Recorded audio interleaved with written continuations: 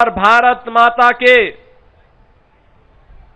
युवा सपूतों के रूप में उपस्थित हमारे सभी प्रतिभाशाली छात्र छात्राएं, मैं सबसे पहले गोरखपुर में आयोजित होने वाली इस तिरंगा यात्रा में आप सबकी उपस्थिति के लिए हृदय से आपका अभिनंदन करते हुए स्वागत करता हूं। भारत के आन बान और शान का प्रतीक है हमारा तिरंगा।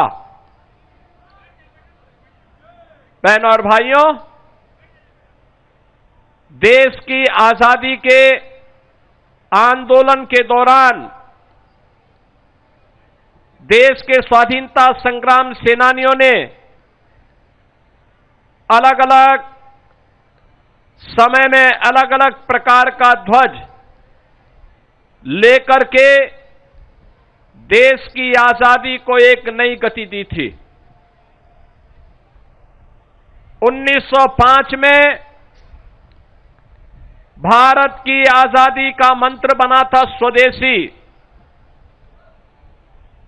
और उसके उपरांत 1930 के दशक में तिरंगा के बीच में चरखा, यह भारत का एक स्वाधीनता संग्राम सेनानियों का यह ध्वज बना था। स्वतंत्र भारत ने तिरंगा के साथ धर्म चक्र परिवर्तन आया।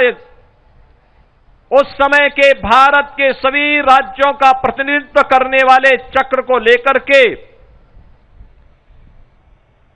इस राष्ट्र ध्वज को स्वीकार किया।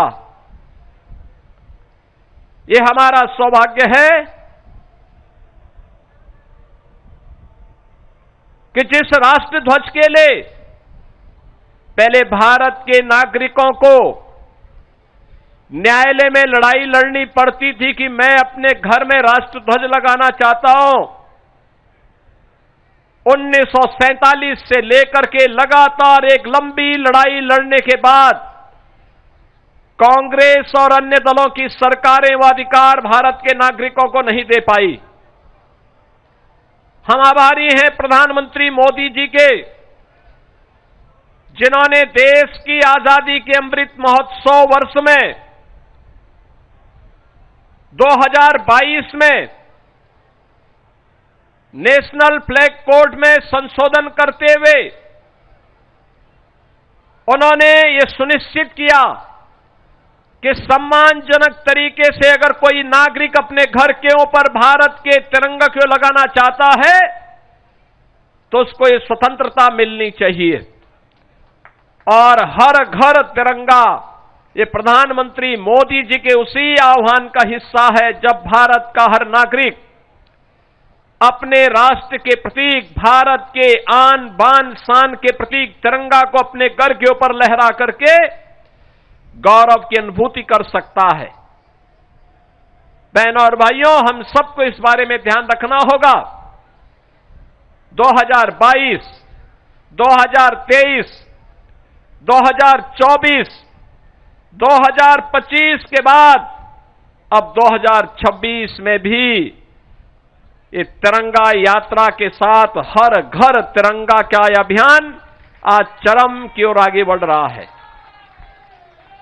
याद रखना, राष्ट्र के महापुरुष और राष्ट्र के क्रांतिकारी किसी भी युवा के लिए प्रेरणा होती है।